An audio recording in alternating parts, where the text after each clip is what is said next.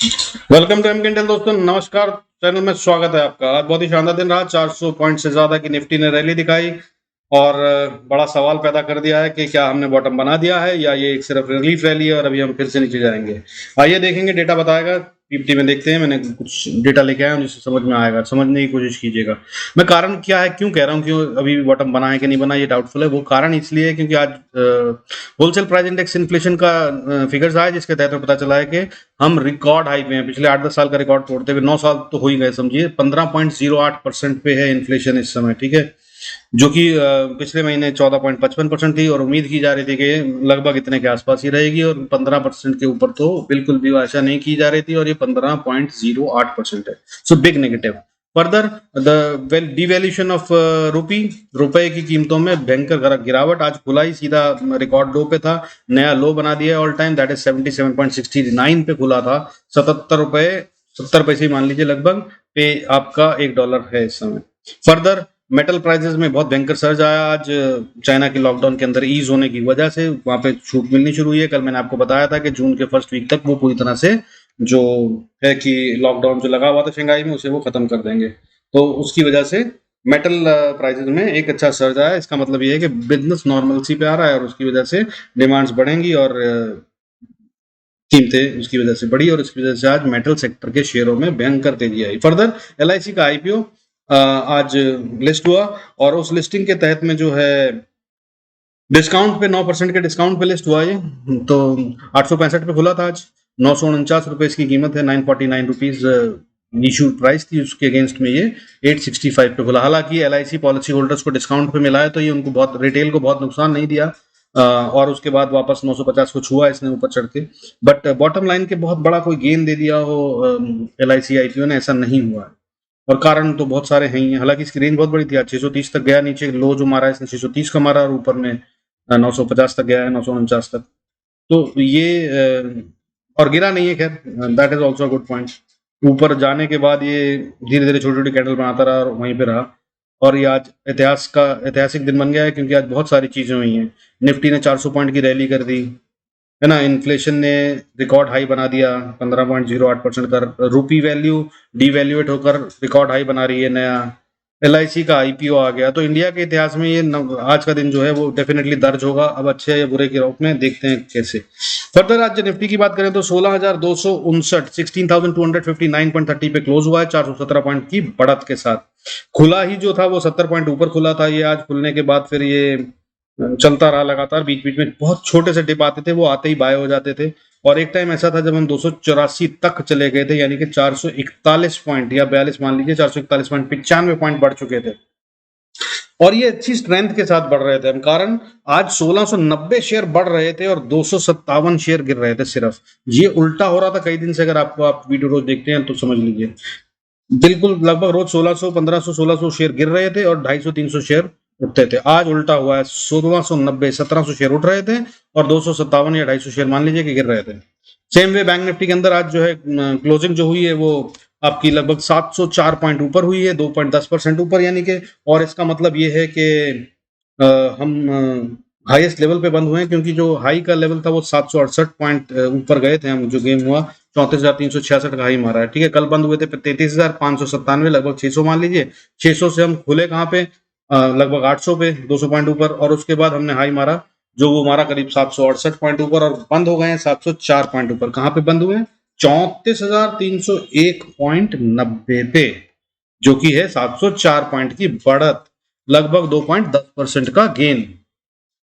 आइए आप देख लेते हैं कि कंफ्यूजन कहाँ पे। कंफ्यूजन तो जैसे आप समझिए कि मार्केट 400 पॉइंट ऊपर बढ़ी है, रुपया गिर गया है, इन्फ्लेशन रिकॉर्ड हाई पे पहुंच गई है हमारी, और अच्छा माने कि बुरा पता नहीं। तो this is the confusion, that's why I am saying, is it a relief rally, is it a end of the bear trend? Question है। मेरे हिसाब से अभी भी ट्रेंड बियरिश है। Be cautious. जब तक 16,400 के ऊपर नहीं क्लोज हो जाती 2 दिन तक, या फिर 16,800 के ऊपर ट्रेड नहीं करना शुरू करती, डोंट थिंक कि बियरिश ट्रेंड खत्म हो गया। और अभी भी बियरिश ही ट्रेंड है और डेटा बना हुआ, ठीक है। आइए बड़ी बड़ी न्यूज देख लेते हैं। तो रशिया के जो पुतिन साहब हैं, president of the Russia, has said that NATO expansion is a problem.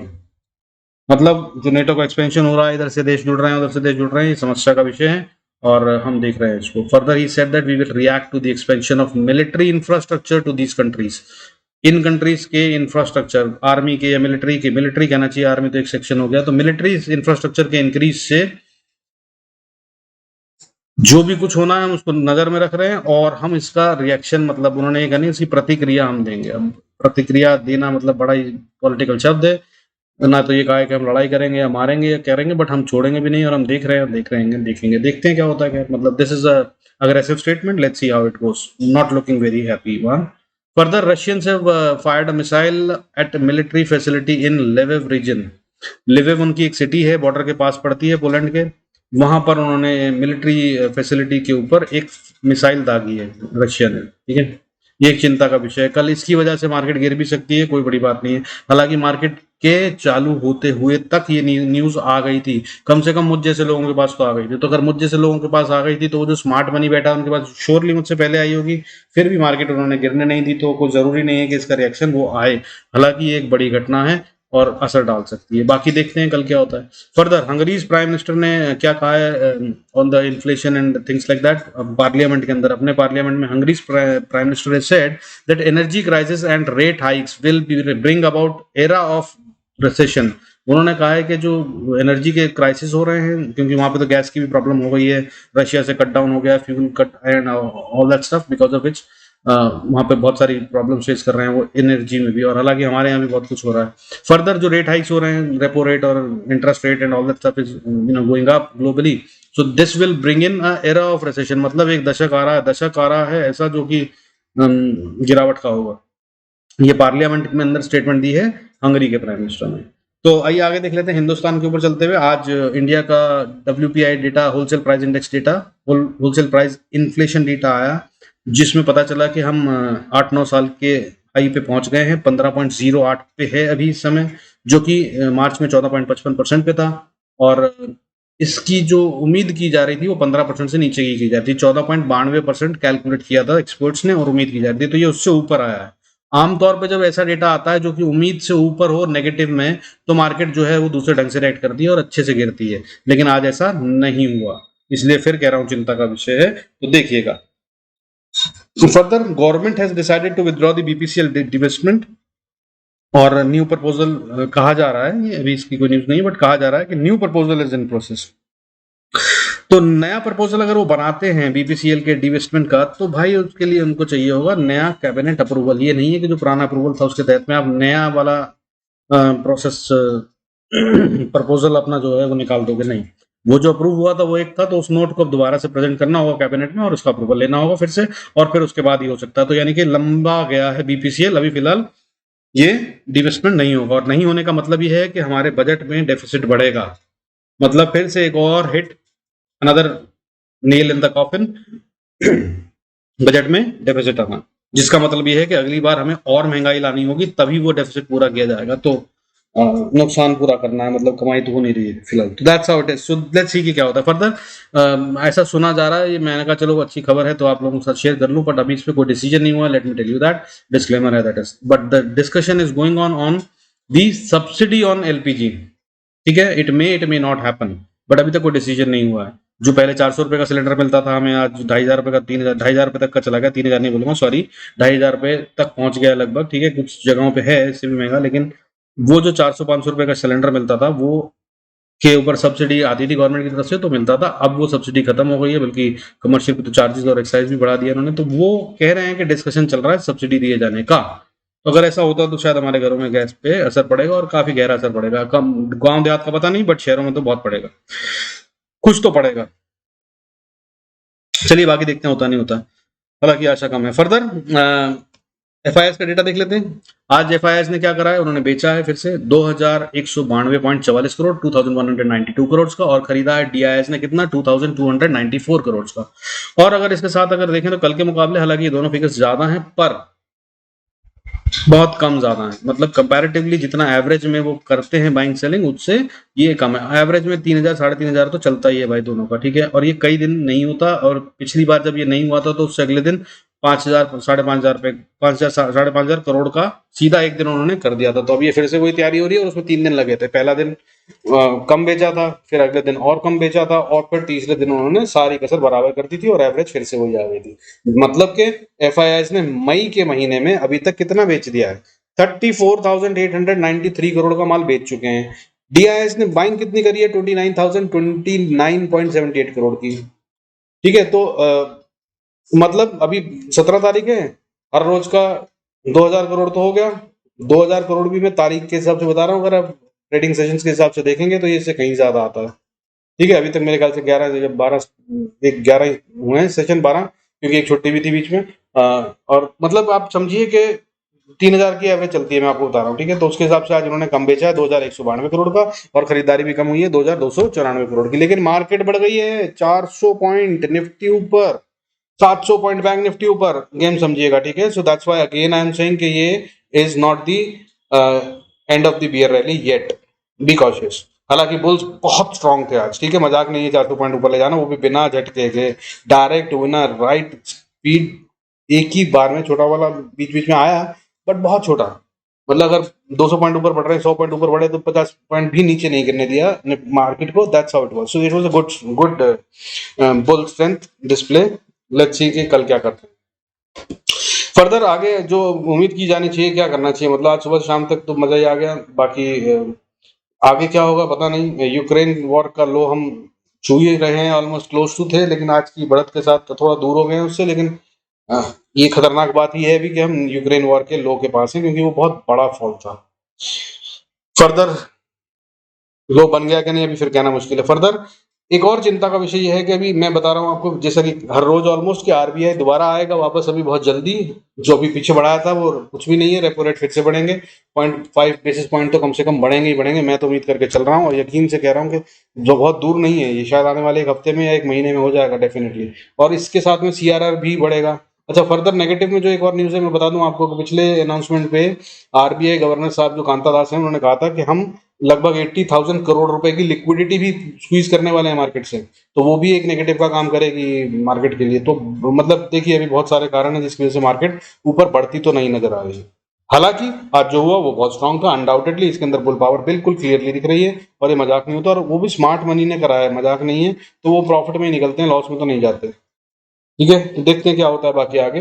अच्छा, आज बढ़ने वाले शेयरों में जो बड़े बड़े कॉन्ट्रीब्यूटर हैं, अगर उनकी बात करूं, जो contribute to the valuation of Nifty करते हैं, वो है रिलायंस। 4.20% बढ़ा है, कमाल कर डाला आज इसने। आमतौर पर रिलायंस में इतना बड़ा गेम नहीं होता। पिछले 10-12 दिन लगातार गिरने के बाद आज ये लगातार 2 दिन से बढ़ रहा है, कल भी बढ़ा था, आज भी बढ़ा।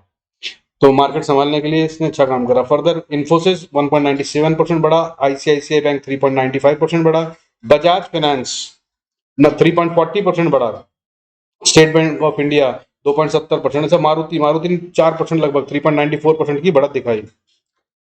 आज के टॉप गेनर्स अगर इनके अलावा बोलूं, जिन्होंने परसेंटाइल में इंक्रीज ज्यादा करा है, वो कौन कौन से थे? Vedanta 11.80%, 11.79%, intellect design 11.18%, Hind copper, copper तो मेटल सेक्टर है, मैंने बताया था, ठीक है, लगभग 9.97%, Hindalco 9.58%, L N T tech 8.05%, Nalco metal फिर से 7.76%, टाटा स्टील मेटल फिर से 7.72%, rain industry, coal India, AB Aditya Birla capital, AB capital, ठीक है, अबाउट इंडिया, जेएसडब्ल्यू स्टील फिर से मेटल 6.88%, 6.5 से 7.5% बढ़ने वाले शेयरों में से ये थे। ठीक है।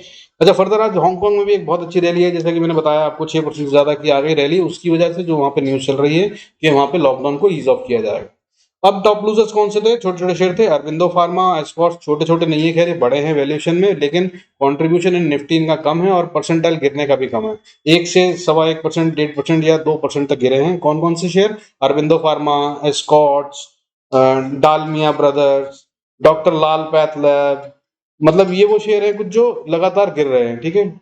अब इसके अलावा भी बहुत सारे शेयर हैं हालांकि, लेकिन सबकी बहुत छोटी छोटी परसेंटेज है, कोई 0.5%, 0.2% या 0.1%। गुजरात गैस गिरा है, जैसे कि पेज इंडस्ट्रीज गिरा है 0.7%, metropolis, CC consumer, Vodafone idea गिरा है 0.53%, जो कि कल बढ़ा था 11-12%। ये कुछ भी नहीं है उसके हिसाब से। कोलगेट गिरा है 0.37%। तो ऐसे छोटे छोटे शेयर परसेंट गिरे हैं, और बढ़ने वालों में दमदार थे, इसलिए रैली दमदार है, इसीलिए थोड़ा स्ट्रेंथ मैं बोल रहा हूँ कि बुल्स ने दिखाई है और है, इसमें कोई शक नहीं है, और वो ताकत दिखाते हैं तो फिर कोई बात ही नहीं सोचने की कि कुछ नेगेटिव हो। लेकिन ट्रेंड ओवरऑल मार्केट का, इकोनॉमी का अभी नेगेटिव ही है। सो लंबी इन्वेस्टमेंट वाले डोंट डू दैट। ट्रेडर्स खुले में खेलो, बहुत मोटा पैसा आ रहा है, अगर आपके पास थोड़ा ज्यादा पैसा है, एक साथ 2-4 ट्रेड ले सकते हो, तो बॉस डायरेक्शन को पकड़ लो, डायरेक्शन के साथ में ट्रेड लो, 2-2.5-3% कैपिटल का रोज गेन कर सकते हो। आइए देख लेते हैं बैंक निफ्टी और निफ्टी के लेवल। उससे पहले request you to please go through the disclaimer, जरूरत हो तो pause the video and do look at it, read and go through it. Thank you. Let's move on to the charts. तो बिना story के मैंने सब कुछ समझा तो दिया ही आपको, जो कुछ हो रहा है आज और कल के लेवल्स मैंने कितने अच्छे काम करे हैं वो आपने देख ही लिए हैं। आज भी काम करा है, हर लेवल पे इसने जरूर थोड़ा टाइम बिताया है, हालांकि किसी से भी जहां से उम्मीद हम करते हैं कि स्ट्रांग लेवल है तो रिवर्सल आना चाहिए, तो रिवर्सल कहीं से नहीं आया है। लेकिन देखिए हर लाइन पे अगर आप देखेंगे तो वहां पे ये देखिए, इस पे सपोर्ट ली पहले, फिर यहाँ पे आया, ये ऊपर बढ़ा, ये वापस नीचे आया, तो यहाँ पे सपोर्ट लिया और यहीं से वापस फिर ऊपर चला गया। इसी कैंडल को, अर्ली कैंडल है ये, ग्रीन कर दिया। नीचे में मैंने ये बना रखी है डॉटेड लाइन, देखिए यहाँ तक आया था, फिर मतलब levels are working wonderfully well. एक छोटा सा स्टॉप लॉस लगा के नेगेटिव ट्रेड लीजिए, मैंने भी लिए थे 2 बार, नहीं हो स्टॉप लॉस में बाहर तो फिर वापस देख लीजिए कि ट्रेंड ऊपर की तरफ है तो पकड़ लीजिए। That's how you should trade and make money. This is big movements happening, good days for traders, we can make good money. चलिए खैर ऊपर की तरफ चलते हुए बात करते हैं कि अगर बैंक अपना निफ्टी चलता है तो कहाँ पे जाएगा और क्या क्या रेजिस्टेंस फेस कर सकता है। तो बस अगर निफ्टी ऊपर की तरफ जाता है तो एक बहुत स्ट्रॉन्ग रेजिस्टेंस के नजदीक में खड़ा है, दैट विल बी 16,350 से 380। ये एक स्ट्रॉन्ग रेजिस्टेंस है, इसको पार करना इसको मुश्किल होगा। उसके बाद और स्ट्रॉन्गर रेजिस्टेंस है, वो है 16,430 से 450 के बीच में, इसको पार करना और भी मुश्किल होगा। और अगर इसको पार कर लेता है तो फिर अगली रेजिस्टेंस जो आती है वो आती है 16,700 के आसपास, ये और भी स्ट्रॉन्ग रेजिस्टेंस है। लेकिन इसमें आ सकता है क्योंकि इससे पहले ये गैप छोड़ के गया हुआ है, जिसको इसको फिल करना एक दिन तो आना ही है, ठीक है। और वो ऊपर के जो गैप होते हैं ना उसकी चिंता नहीं होती, नीचे गैप छोड़ जाए तो चिंता होती है। कारण ये होता है कि नीचे की तरफ में मतलब वापस आएगा तो कुछ तो गिरावट आएगी, ऊपर के जो गैप है वो तो चिंता नहीं होती क्योंकि एक दिन तो ऊपर ही जानी है मार्केट, तो वो तो फिल हो ही जाएंगे, ठीक है। तो दैट्स हाउ इट इज। अच्छा उसके बाद अगर एक स्ट्रॉन्ग लेवल बता दूं, वो है 16,956 और उससे लेकर 17,000। जब तक मार्केट इसको पार ना कर ले तो बहुत समझिएगा कि अभी हम वापस दोबारा नीचे की तरफ जा सकते हैं। जब तक भी आज कल परसों तरसों इस महीने दूसरे महीने जब तक इसको पार करके हम ऊपर नहीं खड़े हो जाते 17,000 के, तो trend is negative and bearish रहेगा। और 16,800 से पहले तो खरीदने का सोचिएगा भी मत, 16,400 से पहले तो मतलब रुकिएगा भी मत। मैं बोलूंगा कि अगर आप कोई इंट्राडे ट्रेड लेते हैं तो स्विंग भी मत करिएगा, क्योंकि gap ups and gap down के अंदर गेम चलेगा, ठीक है। तो ऊपर के लेवल बता दिए, अगर नीचे की तरफ चलेंगे तो हम नीचे की तरफ आते हुए 16,250 का लेवल आता है। 250 का लेवल अगर छोड़ देंगे हम तो नीचे की तरफ सपोर्ट आती है 140-44 पे, इसको अगर तोड़ देते हैं तो इसको तोड़ने के बाद 16,115, उसके बाद 115 को तोड़ देते हैं तो 16,142, माफी चाहूंगा 16,115 तो मैंने बता ही दिया था आपको। उसके नीचे अगर हम चलते हैं तो 16,000 की एक सपोर्ट बनती है, फिर 15,970 की सपोर्ट बनती है और उसके बाद 15,860 की सपोर्ट बनती है। और 15,860 की सपोर्ट से बहुत बहुत बहुत स्ट्रॉन्ग चांसेस हैं, चांसेस से ज्यादा मैं कहूंगा ये टूटना नहीं चाहिए, यहाँ से बाउंस होना चाहिए।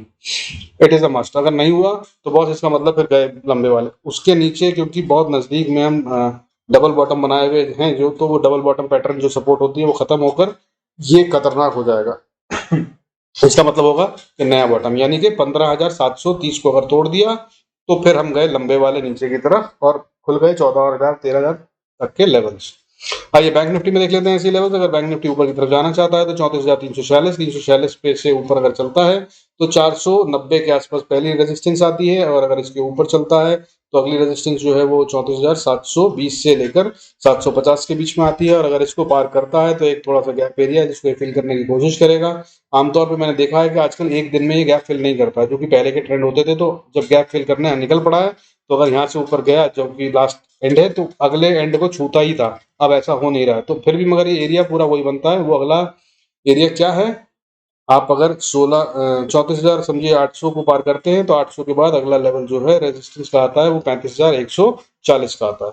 और अगर इसको पार कर लेते हैं तो अगला लेवल ऑफ रेजिस्टेंस 35,250, इसको पार कर लेते हैं तो अगला लेवल 430 के आसपास, ठीक है। 35,430 would be a level. which we can look for। इससे अगर नीचे आते हैं तो नीचे आते हुए क्या आता है, पहली सपोर्ट बनती है 34,156, उससे अगली रेजिस्टेंस या सपोर्ट बनती है 34,000, और उससे नीचे की अगली सपोर्ट बनती है 33,850, और अगर इसको तोड़ देते हैं तो अगली सपोर्ट बनती है 33,300, और 33,300 पे सपोर्ट लेके बाउंस कर लेना चाहिए, नहीं करता है तो खतरनाक लेवल होगा। सेम वे फर्दर उससे भी ज्यादा स्ट्रॉन्ग, रीजंस अलग अलग हैं, लेकिन स्ट्रॉन्ग इसलिए बोल रहा हूँ क्योंकि ये साइकोलॉजिकल लेवल भी है, टेक्निकल लेवल भी है, और फंडामेंटली भी हम इससे नीचे गए नहीं है। 33,000 का लेवल बनता है, इसको अगर हमने तोड़ दिया तो बॉस फिर हम नीचे लंबे वाले खुल जाते हैं, जिसका मतलब ये है कि 32,200 अगली सपोर्ट बनती है, बीच का पूरा मैदान खाली है। 33,000 से सीधा 800 पॉइंट ये छोड़ने के लिए तैयार होगा, और अगर इसको तोड़ देता है 200 को तो फिर 32,000 तो मैं बता ही रहा हूँ आ जाएगा, और 32,000 में फिर से देखेंगे और तय करेंगे कि ये कहाँ जाने वाला है आगे। Hope these levels will help you do good trades, make good profits. God bless us all. Thank you so much for watching my video and staying connected.